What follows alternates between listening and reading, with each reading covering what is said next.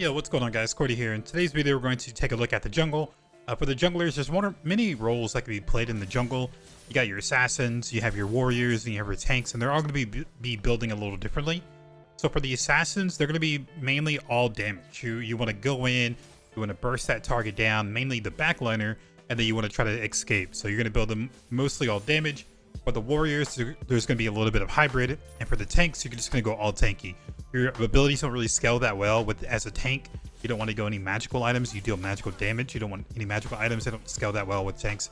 So we're going to be just going full tanky, full health. You just want to counter the enemy team. So let's go over the assassins first. For the assassins, we have Xena, Kallari, Shinbi, and Countess. And with Xena and Kallari, you're going to go more physical damage. For Shinbi and Countess, you're going to go magical damage.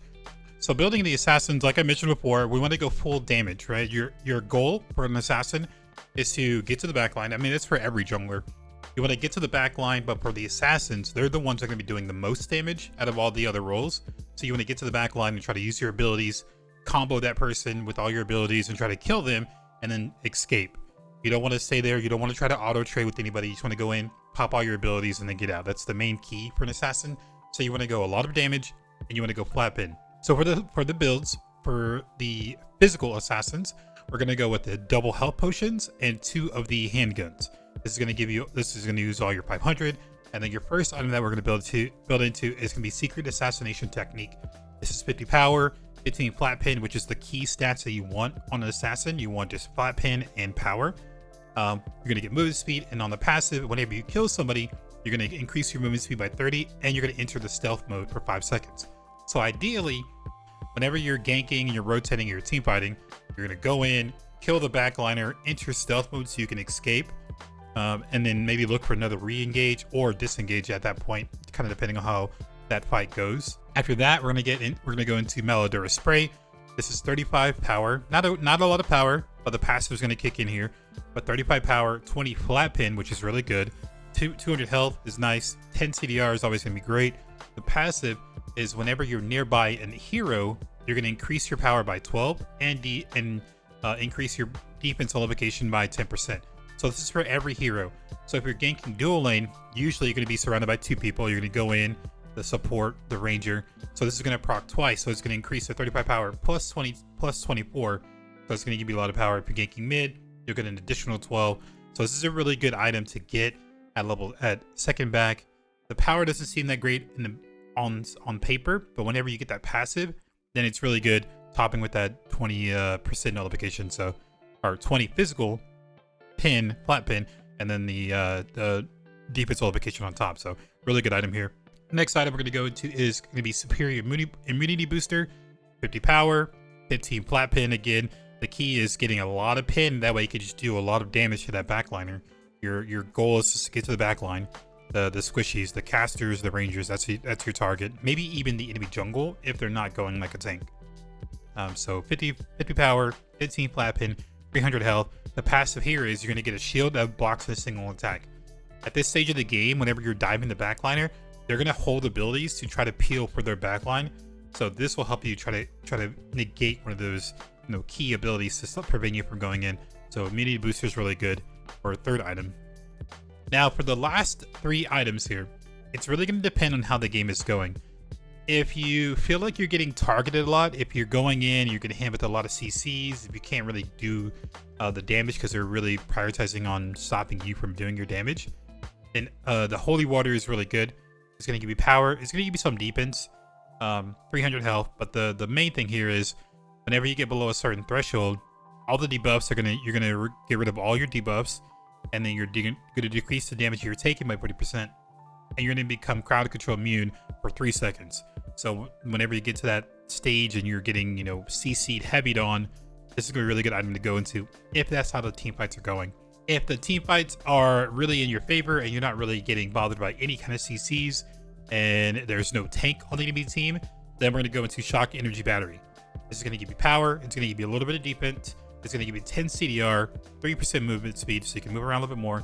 But the passive here is when you're out of combat, you're going to increase 10% movement speed. So this will allow you to run around the map really quickly. And then on your first damage you deal, you're gonna do physical damage equal to 100% of the hero's power plus 40 extra damage. So whenever you have that passive go in, you dash on somebody, or if you hit somebody in the back line, you're gonna just do a lot more damage by doing them, and you're gonna slow them for 80% for like a little bit. So this is a really good item to go next.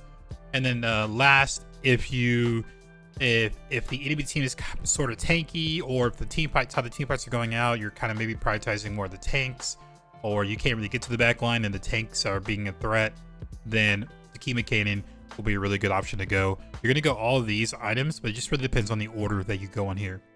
But the Kima Cannon is going to give you 40 power, 40% nullified defense, 10 CDR, and then you'll slow whenever you do a skill attack.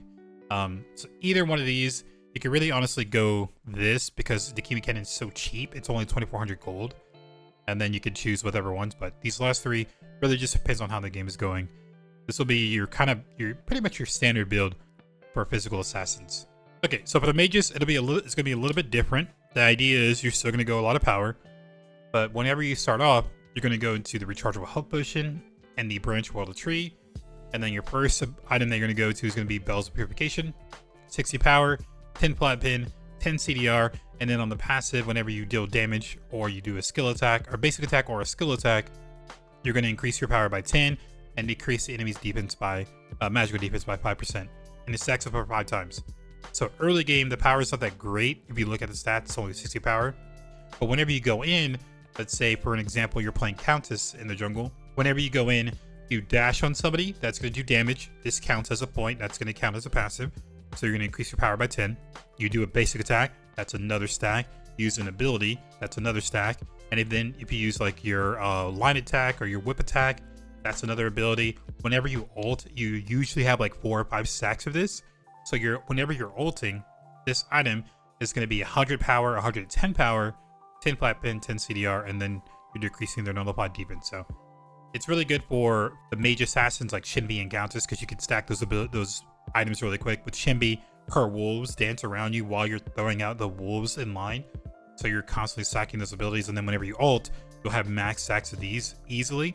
So these are really good items for, this is a really good item for the mage assassins. Okay, next, going with the theme of having flat pin. Vitality Lens is going to give you 80 power, 15 flat pin, and on the passive, whenever you do a skill attack, for the next 2 seconds, you have an increased magical pin of 25. So you'll have a lot more pin with this. And then with Bells of Purification, you'll be able to do a lot of damage to those squishies, those backliners. Here, I like to go Archon and Gospel. This is really a preference of mine, just because it is a pain whenever we try to pull objectives and the team is looking for you to pull the objective. They want you to tank the underling. They want you to take the spirits. They even want you to tank the guardian. As a mage assassin, you're really, really squishy. You can't really tank that much. So Archon Gospel is really good.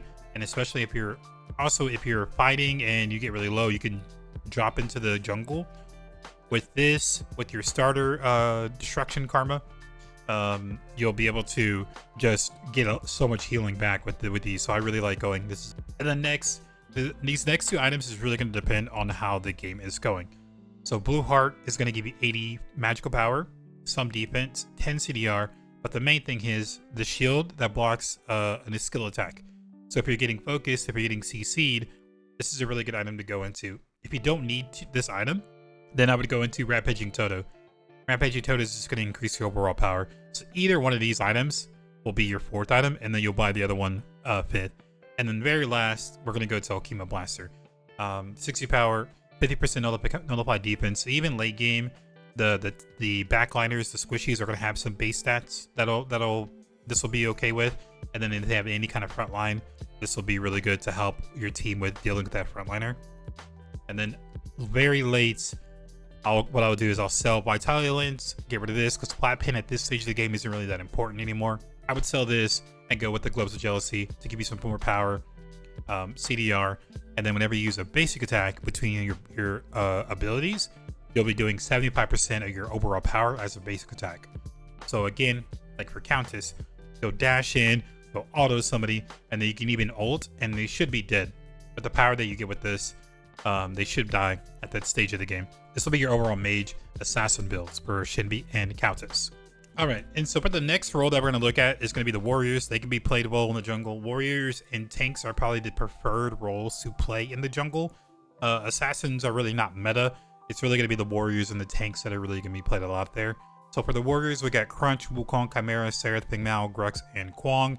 I really think the only exception here is going to be Wukong, because Wukong is not really a team fighter. He is mainly just split pushing. So these builds, this build that I'm going to recommend is not really for Wukong and Kwong as well. Kwong is going to be more magical damage, but you're not going to build him as a magical damage healer. You just want to build him with like just going tank. So for Wukong and Kwong, this build isn't really going to be specified for them. The others I would recommend just being a little bit more tankier, have some damage to be more tankier, that way you can stay longer in the team fights. So for the build that we're going to go to for the warriors, I like to go into Spirit Fang. Spirit Fang is going to give you some power, some attack speed, some health, and then you're going to have that basic attack or skill attacks to deal additional damage and increase your movement speed whenever you jump onto somebody or when you're clearing your camp. So this will help you just kind of overall increase your damage in the early stages. And then second item we'll go into is going to be Dual Moon, 40 power, 20 attack speed, 400 health, so a lot more health. And then whenever you do a basic attack, you're going to slow the enemy backliner. Again, same concept here. You want to get to the backline. You want to, at this kind of stage, as warriors, you're mainly going to be just jumping to the backline and kind of doing damage while also taking damage. You're going to be more hybrid here. And now, let me get rid of this. And now for the third item, it's really going to depend on how the game is going.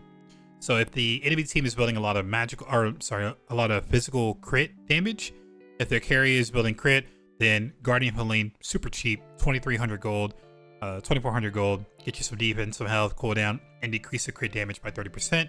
It's a really great item.